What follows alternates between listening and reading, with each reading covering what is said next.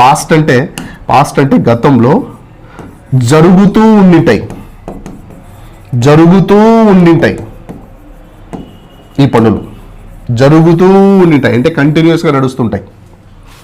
ఇప్పుడు చూడండి, ఇప్పుడు నేను మీ దగ్గరికి వచ్చి అరుస్తున్నా, ఐఎమ్ టేకింగ్ ఎ వీడియో, ఇప్పుడు తీసుకుంటున్నానంటే present continuous, right now I'm taking a video. నిన్న ఈ సమయానికి ఆన్లైన్లో టీచ్ చేస్తుంటేనే నిన్న ఈ సమయానికి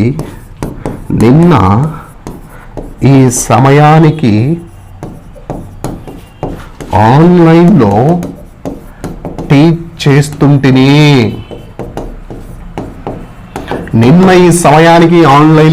చేస్తుంటేనే ఇది పాయింట్.